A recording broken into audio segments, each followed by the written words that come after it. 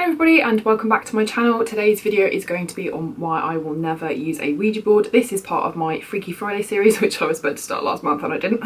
Ignore that. Love you, thanks for bearing with me. I have my cold coffee and my Halloween mug still. This heats up and then like turns into, this bit goes white. It's really cool. Anyway, if you enjoy my videos, please do give this video a thumbs up, hit that subscribe button, and don't forget to follow me on Instagram if you want all my smoothie recipes. You get to see the reptiles more often, my crazy family, just more like vlogging style things. I'm very big on the Insta stories. Often if I'm going to work or something, I'll do a lot of Insta storying that day as well, so you can see a little bit of behind the scenes with me at shoots and stuff. If that kind of thing interests you, then please do go give me a follow. The link is down below. I will also leave it here somewhere. Hannah Jo Janes, all lowercase. Thank you very much. Okay. I am going to give you a brief introduction to some very basic knowledge about Ouija boards, or spirit boards as they are often called. It's a flat board, often with a moon, a sun, numbers 0 to 9, a yes, a no, sometimes a hello, and a goodbye. What sits on this board, which is used to communicate with spirits, is a planchette, which is a kind of semi-heart shaped, normally, piece of wood that you place your fingers on, that often has kind of like a cutout or a circle to see lettering underneath. You would place your fingers on here with a bunch of other people, minimum 2 of you, and ask to contact spirit, and they would communicate by, you know, moving the planchette.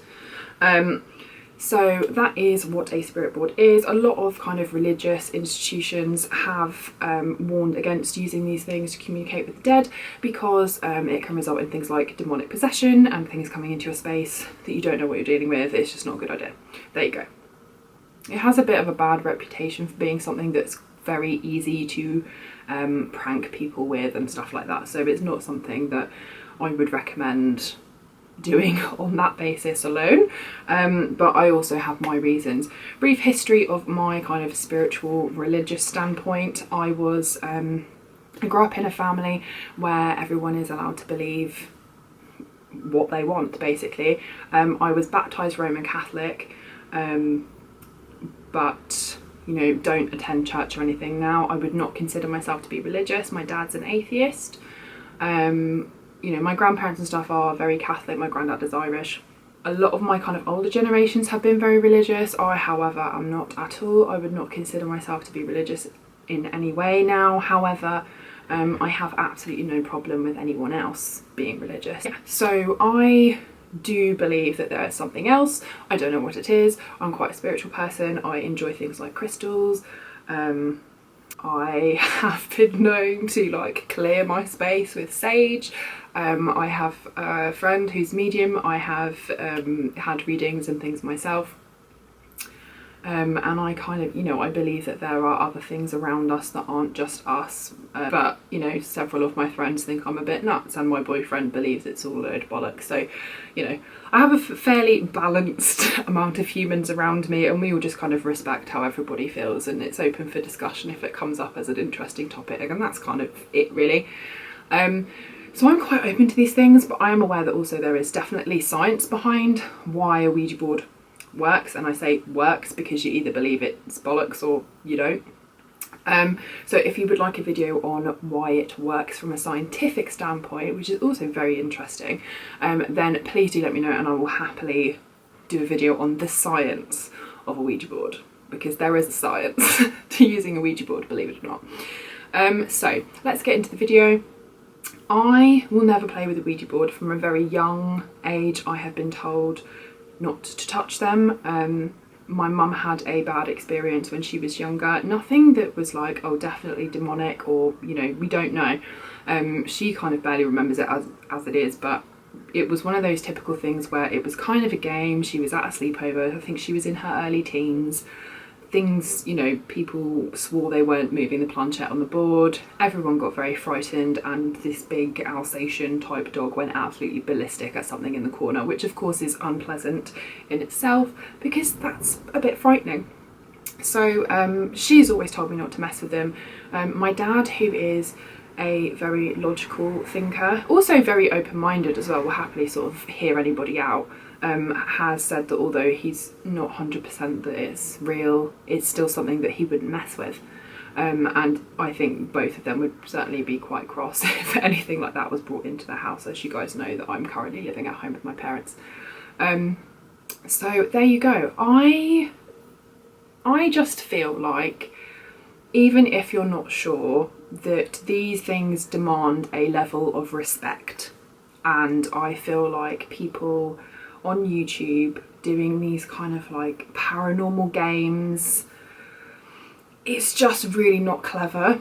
I feel like unless you know how to protect yourself properly and you know what you're doing, and even if you're following the rules, I just don't understand anyone who would want to put themselves in a position where you are asking something that you don't understand or don't know what it is to come into your space and use your energy to send you messages when it's documented that a lot of people have had bad experiences. You know, you just don't know what you're asking for, is my point. And I feel like these things are sold in toy shops. They're not a toy. It's not a toy. I don't feel like it's a game. It's not a toy. I do think these things can be quite dangerous. I have, you know, seen lots of people's experiences on YouTube that have gone horribly wrong. I know a couple of, you know, people that I've heard about through friends of mine who've had awful experiences, that things have kind of stuck around, or weird happenings. However you want to see that, that's fine, that's your opinion. But things that cannot be explained, you know, even just from a traumatic experience where you freaked yourself out and continue to have nightmares and things afterwards, which may not be anything to do with spirits, but may just be, you know, something said for that experience was traumatic because it frightened you and has left an emotional impact on you. I think all of these things are kind of forgotten about, and I really don't understand why you would be inviting something, anything, into your space that you don't understand. Because also, once that's in your space, how do you get rid of it? You know, a lot of people also don't remember to close out the board afterwards. They get scared, they take their hands off, that's it. Whatever you've invited into your space is then left hanging around you because you haven't closed the board out. I just think it's a really, really bad idea. It's not a game. I don't like it. I think people need to show it some more respect, and I would just never touch it. So that's why. I'm now going to read you some creepy, supposedly real Ouija board stories gone wrong. This is what I mean as well, like on YouTube you never see positive Ouija board experience. It's always Ouija board gone wrong, or Zozo the demon attacked me. Do you know what I mean? That's another reason why supposedly there is a Ouija board demon called Zozo who loves to come through the board, and that's just something that I'm not prepared to deal with. So it's just something that I would never touch, and even if you don't believe in it, I feel like it's not worth taking a risk.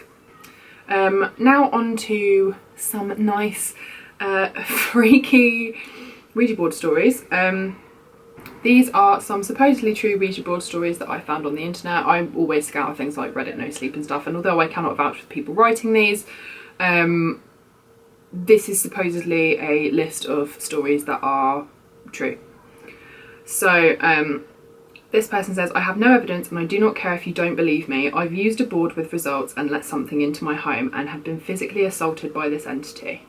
It started out with a feeling like you're being watched and doors closing and footsteps on the hard wood when you were home alone, and progressed slowly into being kept awake by something shaking the bed or pulling off your covers, something even whispering your name. The board would disappear for days on end, then show up in places you never would have put it.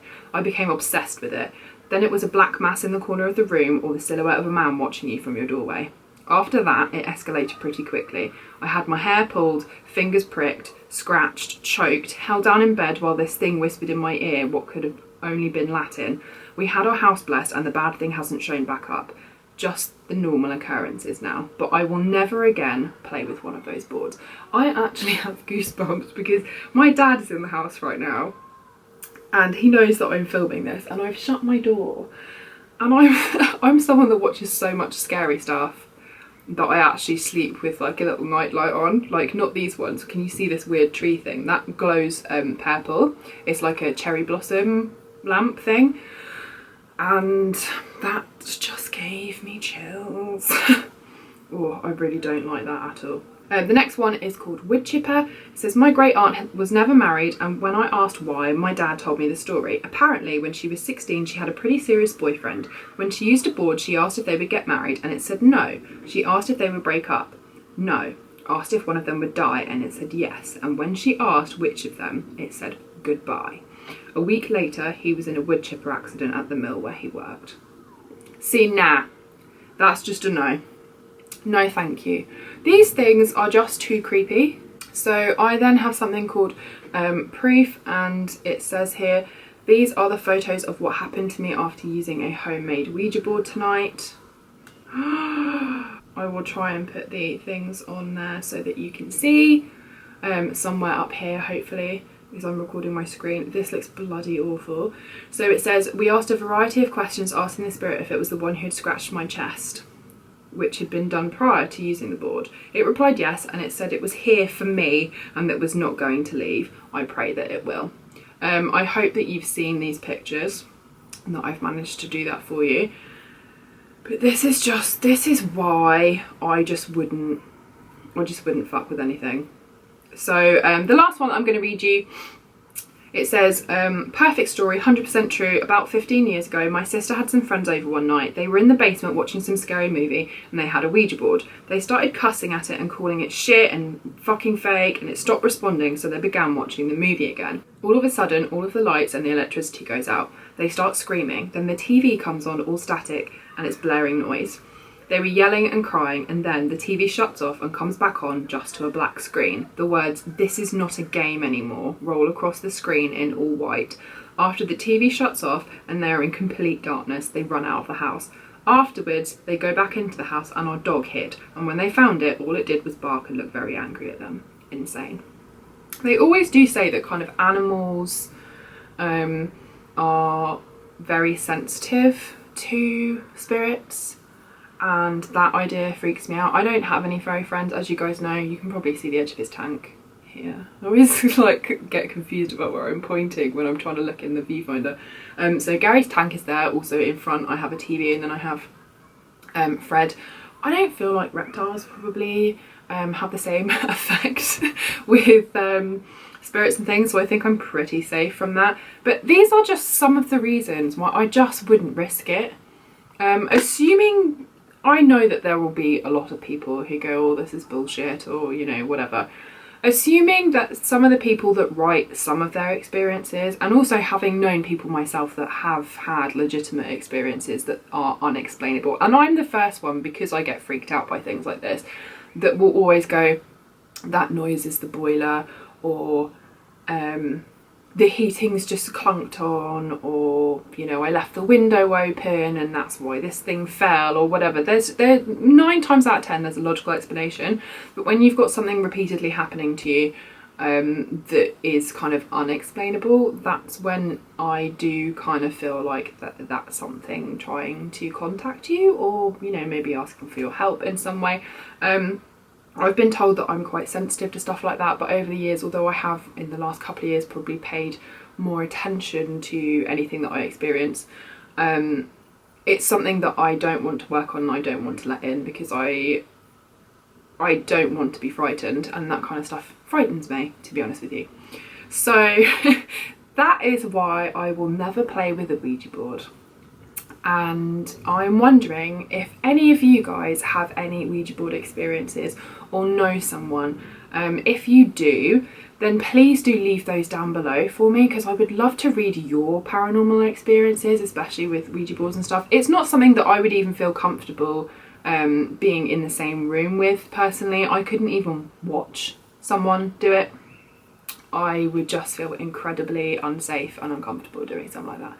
So if you have experiences yourself, or you know someone who does, then please do leave that story for me down below, because I love reading your comments. I will try and reply to everybody as well. So yeah, I guess that's it for this video. If you've enjoyed this, then please do give this video a thumbs up, hit that subscribe button and the notification bell. I did not enjoy that, so as I was saying, if you've enjoyed this video, please do give me a thumbs up, hit that subscribe button. If you've hit that subscribe button and you're already part of the Jane's fam, then please do also click the notification bell. Don't forget to follow my Instagram, Hannah Jo Janes, all lowercase, lots of good stuff on there too. My camera cut out as I was talking about creepy stuff. That's really weird. I don't like it. And I will see you in the next video. Have a wonderful day wherever you are, and I will see you in the next one. Okay, bye.